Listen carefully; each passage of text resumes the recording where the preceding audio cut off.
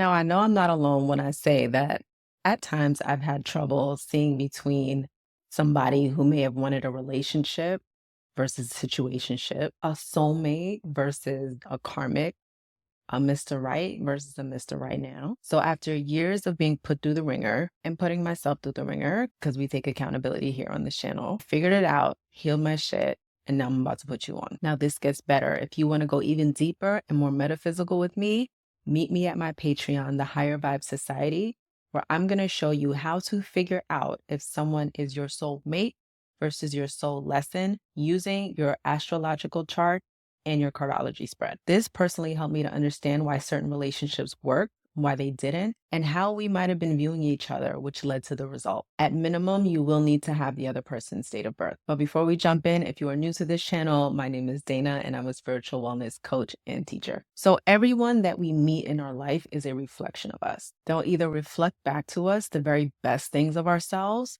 or our shadow side, the ugly parts of ourselves that are especially triggering when we experience them in other people. Now, this plays out 1,000% in romantic relationships, but note that the information that I'm sharing with you today can also be applied to platonic relationships because soulmates are not just about romance.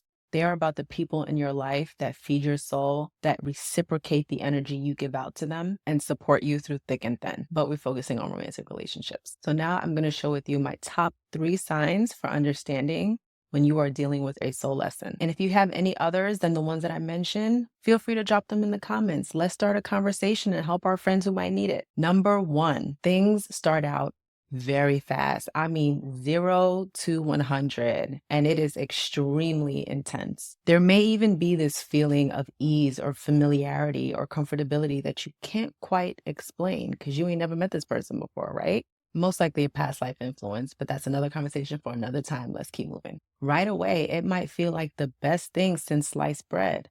But here's why. Now, I can't take credit for this one. A friend actually brought this one to my attention. It is very likely that when you are feeling this intensity that fast after meeting someone, it's a situation where you are filling each other's voids. Whenever you connect or interact, you're getting these constant hits of dopamine, which is making it hard for your brain to focus on everything else that's going on in the relationship. This is going to make it very easy for you to miss the red flags or to ignore them because we always see them, right? You then find yourself making excuses for behaviors in your relationship or situationship that you know aren't aligned with your values and that don't really feel good to you. Which brings me to number 2. Your values don't really align.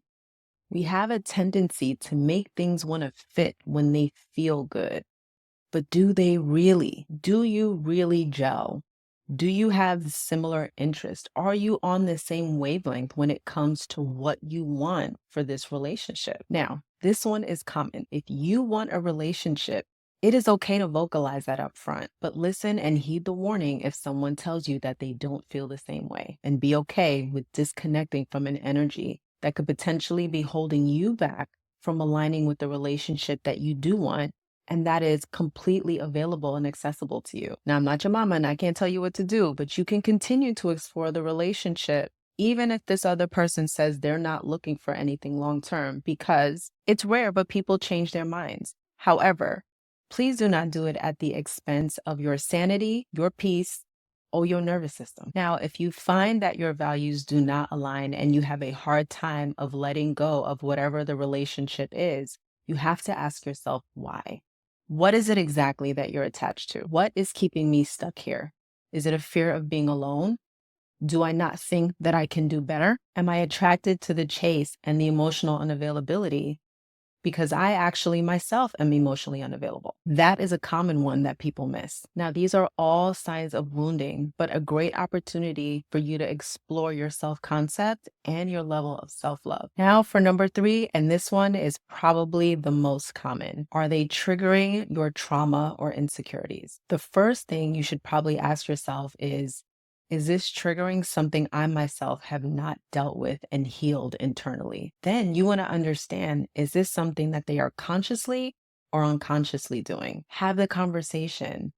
Pay attention to how they respond. This, my friend, will tell you everything you need to know about how they see you? Do they respond with empathy and understanding? And are they willing to hold space and listen to your concerns? Or do they get defensive, shut down, or gaslight you? Here's the beautiful thing about this. When you continue to experience the negative aspects of these relationships, this is a signal for your soul telling you that there's an up level waiting to happen. But there's an energy that you need to release first so that you can energetically call in the thing that you want. When you're coming from a place of desperation, lack, or insecurity, you're literally inviting more of that in. You are going to attract in situations and people that are going to give you more of that experience, because holding the vibration of that is telling the universe that that's what you want. The moment that I healed and released those parts of me that I thought was unworthy, I stopped attracting those misaligned energies into my life. Now, are they still going to run up on you and try? Of course, especially if you're looking cute. But at this stage of your healing, it's not something you would even dare to entertain. If there was ever a year to work on this, it is now in 2025. It is a 9-year, the year of completion, healing, and universal love. So take advantage of it and call in the relationships, the love, the peace, the friendships, the alignment, the abundance that you've been looking for. And again, if you want to put theory to practice, meet me on Patreon, where I'm going to show you how to use your astrology chart and your cardology spread to see if someone is a soulmate or a potential soul lesson. In the meantime, please like, share, subscribe, and I will see you in the next session.